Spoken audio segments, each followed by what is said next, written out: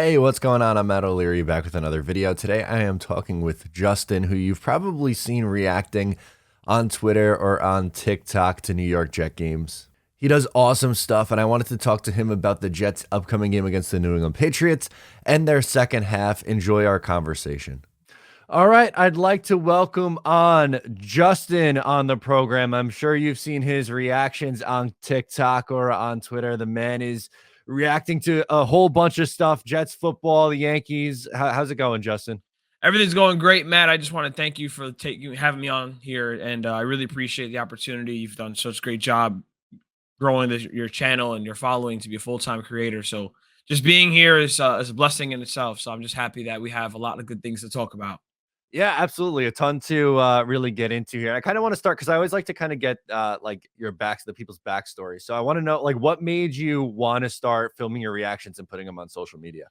Well, truthfully, it really stemmed from years ago talking with my uncle and my other uncle who they wish they had set up a tripod during the 2007 Super Bowl because they were going absolutely crazy. They couldn't capture those emotions of beating the Patriots that were undefeated.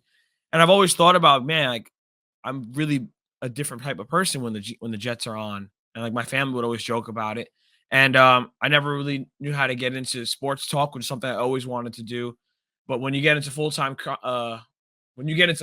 work like I have, it's hard to take off that switch. And then of course the pandemic hit and I was able to get into content creation through Warzone streaming, video games, and then I was like, "Hey, I had a friend that I made from the UK and he said, "You could do some sports content. We get paid to do sports content and you could figure that out for yourself." And once I got into that, I realized, "Okay, yeah, this is something that I can probably do." So I've had a blast with it. Yankees baseball really helped me take off in the beginning of this year in April, and I was telling everybody just wait till the Jets comes around because it's a different animal, whether it's good or bad.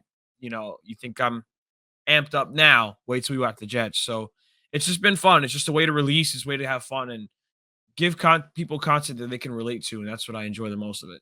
Yeah, absolutely. It's totally I love going on, TikTok after the games and just seeing you absolutely go nuts. And this year there's Mhm. been a ton of positives. So I think that's kind of where we start. The team 6-3 coming out of the bye. They have a Mhm. huge game against the Patriots this week.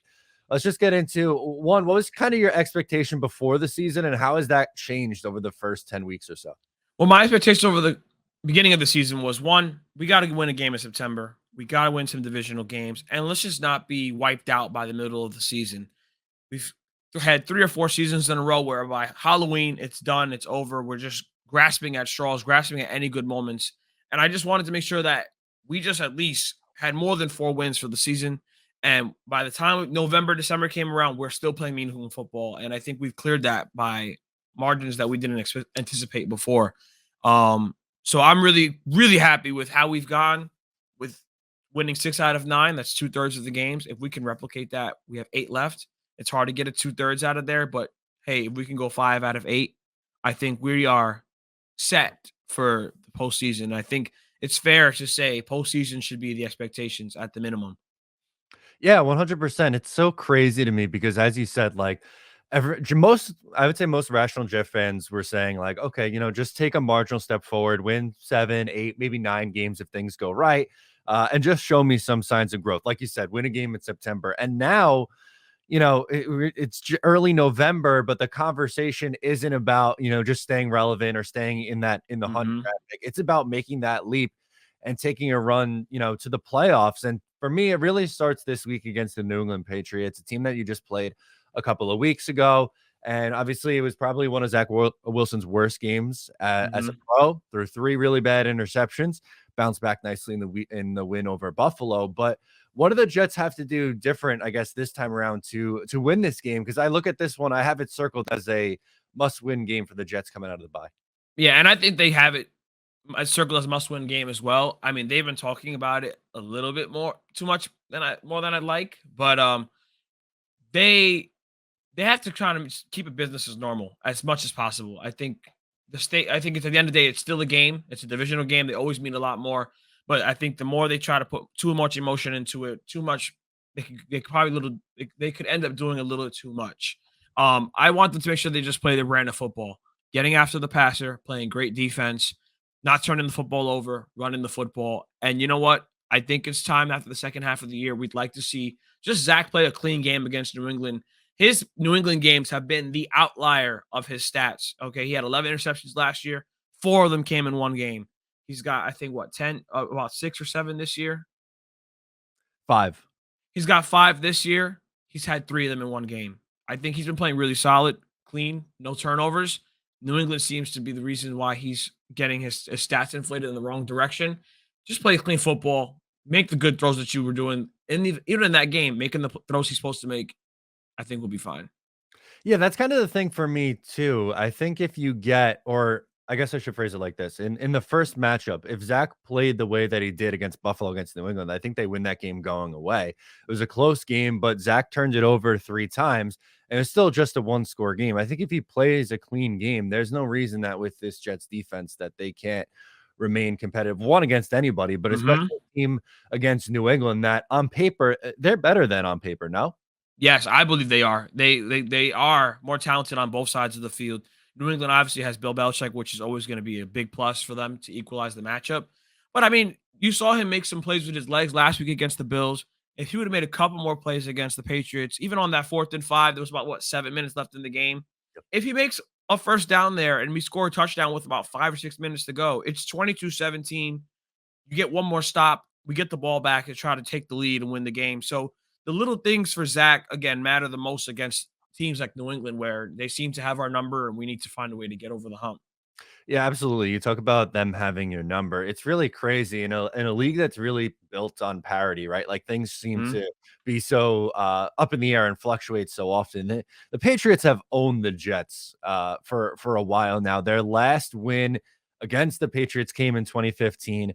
Their last win in New England was in the playoffs in 2010. Their last regular season win in New England was way Yep. back in 2008, Brett Favre year. So it's been Brett a Favre and Kotchery. yeah, right. It's been a really, really long time. So I don't know about you, but it's getting long overdue to flip that script. And truthfully, I think we say this every week.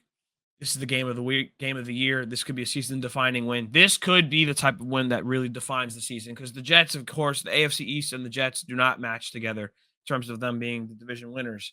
So to go into New England with everything at stake this week, and all the demons and all the bad juju. I was at the game in 2015 that we won. We were all watching Brett Favre and then win on the road that week in 2008. And we saw that playoff game. It's time, and they are long overdue. I think this is the right team, though, to get over that hump. They've already broken all the bad records of 0-12 in the division, no wins in September for the last 3 seasons. Now we're rolling. So I hope, fingers crossed. I'm feeling really good about this one. Yeah, absolutely. I'm kind of in that same boat. And really, this it sets the tone for the second half of the year because 8 games remaining. I would think in the AFC, 10 wins probably gets you in. So that would they would have to go for at minimum a 4-4. Now, Mhm, there's 3 games at home. You would think on paper, at least, relatively easy with Chicago, Detroit, and Jacksonville, 3 teams with losing records, where mhm, on the road, much more challenging. You have each of your 3 divisional opponents on the road. You have Minnesota on the road, who just had a massive win, and Seattle, who's been a really sneaky team. So, obviously, if you take care of business at home, you still probably have to find a way to win another 1 or 2 more mhm. games at least on the road. And this New England one, theoretically, that should be one of the ones where you should be able to get that done. Yeah, and it's interesting having New England coming out of a bye week at the same time that we are. I wish the NFL did that a little bit more. It seems like a fair and as even as it gets going into a game. Everybody's rested. Everybody's had time to prepare. But they got to steal this one. The division games are most important. As Robert Saleh said at the beginning of the season, if you win your division games, you go to the playoffs. I think if the Jets go 2 out of 3, heck, you might even take the division. But I think for the bare minimum for playoffs, got to win in New England. Got to beat the Bears, so you could be sitting at 8-3 going into December, and that's where we want to live. So I think we're feeling we got this. This is the one. This is the one. Absolutely. And that kind of is a good spot to transition into just overall expectations now for the second half of the year. Obviously, we're both kind of on the same page where Hmm. playoffs have been something that seems very realistically obtainable. But what is the Jets' path to the playoffs? How do they have to continue to play to get to that point? I think you could. They control their own destiny. They have the advantage of the AFC record. They've won most of their games against the AFC, which always helps. The Chargers lost yesterday, which is a big boost. Their path is continuing to just. I think they got to win 4 out of 4. 10 wins will get you in. I think it's going to be hot, but heck, if they want to really have a nice path, winning most of the games in the division to get to the AFC East crown, get a home playoff game, you got to probably go 5 out of 8. I think that gets us right to 11 wins. That'd be a sweet spot. I think that really cements it. 10 will get you there, and you could have a little bit dicey towards the end of the season. But I think 5 out of 8 to get to 11-6 would be superb. Yeah, that makes life a lot easier, obviously, if you take care of business and get to that 11 win mark. And you kind of hinted there, obviously, with what happened yesterday. The Jets get some breaks. Obviously, it would have been nice if Cleveland was able to beat Miami, but even still, with the Vikings beating the Bills, the Chargers getting beat by the 49ers, Jets in a Hmm. pretty good spot. 6-3. They're in second place in the AFC East. And if they win against New England, the game we were just talking a bunch about, they would then be the number one team in the AFC East because they beat Miami already earlier this year. I know it's kind of a long shot, but I guess how realistic is the AFC East for the Jets this year? I believe it's very realistic. I don't really know who's beating Miami down the stretch. I know they play San Francisco and they play some good teams after their bye week next week. Um, but I think they're as alive as ever, and I don't think we expect it to be. I wouldn't sit here and say we're gonna win the AFC East division because I don't want to get my hopes up. I'm a guy that really goes off of expect nothing and see what you can get and enjoy it. I think right now the bare minimum is playoffs. We are right there in the mix. We are a wild card team, the fifth seed currently. We would all make the playoffs if the season ended today. So I think just towing the line, if they keep on stacking some wins and we start getting into that Buffalo game and we're already in first place or still in first place, tied up, um, I think it's a reasonable feat, but I wouldn't hang my hat on it just yet. No, I'm with you. I think really more realistic is a wild card spot. I think that is absolutely on the table. But with how the NFL is, there's no team to me really in the AFC looks like dominant and is going to run away with it. Obviously, the Jets beat Buffalo already. Hmm. Minnesota just beat them. Kansas City is really, really good, but they just don't look like when they were going on those runs to the Super Bowl where like Yeah. they were untouchable. So, especially with how the Jets defense is playing, it really does kind of fall into that any given Sunday. And I guess I want to ask you about that too, because obviously early on in the year, Jets defense kind of struggled. They were allowing through the Mhm. first 3 games of the year 27 points a game, and now have really clamped it down. What do you think the biggest reason for that change has been? I think the team just grew together. I think it's when you have a young unit, you have, Joyner is back from last year, but you add Sauce, you add DJ Reed, you have the front seven up there that was still meshing. And I think the big part was the secondary making a lot of big mistakes. So they had three big plays against the Ravens and the plays against the Bengals. I think the team really had an eye-opening moment in that Cincinnati game that they had to get their stuff together, get it together. Quinnen really just exploded after that Bengals game. And I think as a unit, they all really came together well. They're communicating well. They're playing fast. And once you get success, it's really contagious, and you can build that. You want to replicate that feeling, and I think that's what they've done a lot down the stretch. It's we know what it takes to play winning football. We know what we do well. If you can't beat us, too bad. I think that's what the Jets have gotten into that place of consistency, and that's what's driven their success. Absolutely, and it helps. You mentioned the 2 corners. I think Sauce Gardner and DJ Reed have been downright phenomenal, and in my opinion, the best corner duo in the NFL. Hmm. I wanted to get your take on just this rookie class in general and how much of an impact they've really had on this team. We've always talked about it and dreamt about it that the Jets having draft picks. If we just hit on this draft, everything will go fine. We saw what happened between 2015 and 2017 from those previous drafts not hitting. And we've always been talking about it's always been talked about when you hit on your draft picks, your season can turn around, your future can turn around just like that. And for 2021, so far for the most part, great returns. Um, and now to 2022, immediate returns with Brees and the draft picks. This has been one for the ages. This is probably better than the 2006 draft class that fueled those championship runs that we had. So man, this has been a treat to watch, and it sucks not having Brees, but it gives us something to look forward to for next season.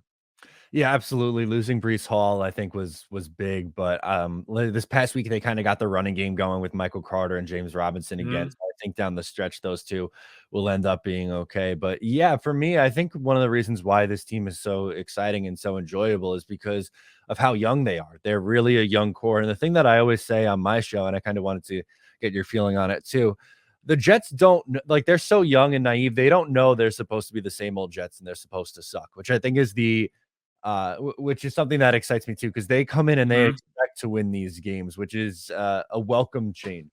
Yeah, big time. We are stuck with the same old Jets mantra. We know the history of the team. These guys were kids mostly when they were when and in college playing and winning programs. All this time, what we've been dealing with the 2-14, the 4 and 12 seasons. So for these guys to come in with that attitude of just we don't really care what's going on, we're gonna put in our work. We're gonna stack good days, stack good drafts. It's been it's been a pleasure. I mean, I still almost feel cautious, like you go into the success and it's almost like, where's the trap door? When is it going to come apart? But every week they seem to just get better and better and better. I keep saying every week, I am so proud to watch this team on Sundays. The way they compete, the way they fight together, you can really tell that the locker room is really together. So that's a big credit to Joe Douglas and Salah and the players for just buying in at the right time. Absolutely. And we talked about this young core, and part of that young core is Zach Wilson. What do you want to see from him down the stretch to instill some confidence in you? I want to see that consistency of no turnover, free football. And we saw some success last against the Bills where he's making quick decisions. He's on the money. I mean, you could see the dazzle throws, you could see the arm angles. You saw him really changing up his angles and making some good reads against the Buffalo defense that is still one of the best in the league despite the injuries. Just stay in that lane. I want to see him start taking more steps week to week. Defenses are going to be what they are. It's going to start getting windy. It's going to get cold, but we're still going to need him to make some plays down the stretch to get to the playoffs. I think the quarterback play will fuel the team down the second half. I really hope that he has a much better second half, and I think he will. I think it.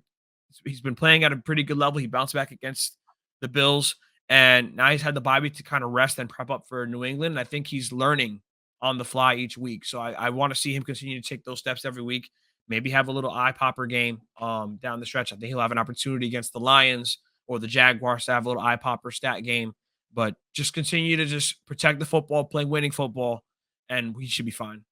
Yeah, I'm with you. I'm really excited for the final 8 games for Zach because yes, you still have to play New England and Buffalo again, and they both have really good defenses. But the other 6 games, there's some spots against some pretty weaker defenses for Mhm. him to, I think, really take that next step and give you those eye-popping box score numbers, whether it be the Lions, who you mentioned, Miami, for as good as they are offensively, their defense has really Putrid struggled. on defense. Yeah, and Chicago, Jacksonville. So there's going to be some opportunity for him to put up some numbers, and I think if he continues to play, down the stretch, pretty much turnover free football and be that game managers at times against some of those better defenses and when they need him to be, but for him to take that next step and give you those 250, 300 plus yard Hmm. performances against some of those weaker defenses, I think that'd have fans feeling a lot more comfortable potentially going into a playoff run. Yep, and I think you just gotta continue to do things he does well. Making quick decisions, take some runs when you can. I think he did it last week. Again, it was the third down play, makes a scramble, we score on that drive. 3rd and 3, going into the goal line, he scrambles for a first down. The next play, he throws a screen to James Robinson. The small things, right? They stack every play. And as long as he continues to do that, I think we'll be in a good shape. I know Justin Fields is running like a maniac, and everybody's talking about how great he looks, but I just want us to focus on our guy, focus on what he's doing well and how he can continue to get better because we are winning games with him just doing the absolute minimum of not turning the ball over. And that's all we want. No, absolutely. And I think it's obviously a lot of these second year quarterbacks, except for really Fields, who over the last 3 weeks or so has played really, really good football, but it's been very streaky. It's been very up and down for all Mhm. these guys. And I think it's just so important for fans to remain patient, as hard as that is for especially for Jet fans. I think it's important to give these guys a little bit of time. At the end of the day, it's still what, like 18, 19 starts for Zach in his career. I think he needs to at least see the remaining 8 games here to see what this guy really is. Yeah, and I think as long as he plays turnover free football, I think he's guaranteed obviously for next year. But I think he'll have a lot more confidence down the stretch, especially as the team hopefully buys themselves more games in the playoffs. We get a larger sample size and a more intense situation. Yeah, absolutely. So I guess last thing for me is just any kind of final predictions or final expectations that you have the rest of the way for this Jets team. Oof, man. We'll start with New England. We'll go week to week, just so we don't get our hopes up. Just go in there. I would like to see Zach throw a couple touchdowns this year. I would love to see more get involved. I think New England's going to try to focus on taking away Garrett Wilson. Maybe he gets Corey Davis back, which would be a nice trusty receiver for him to get back. But again, distribute the wealth through the passing game. Continue to stick to our bread and butter in the run game. And defense just show up and handle business like normal. I think truthfully, I would say a little score prediction. I would probably say 24 or 27-13. I think New England's going to score a lot of field goals this game, like they always have against our defense. But we need to put up some sevens in New England and make a statement this weekend. I love it. Absolutely. And Justin, where can people find your stuff if they want to follow along? Justin C, the way it's spelled on TikTok, YouTube, Instagram, and Twitter as well. So I'll try to my best to get some reactions up this week. Unfortunately, I cannot watch the game because of work responsibilities, as we discussed prior. And I'll be back definitely for the Bears game. So we'll be having a good time. Love it. Make sure to follow along with Justin. He has great reactions on social media and great content over there. So I want to thank him for coming on once again. I am Matt O'Leary. We'll talk to you next time. Thanks, Matt. Thanks, guys.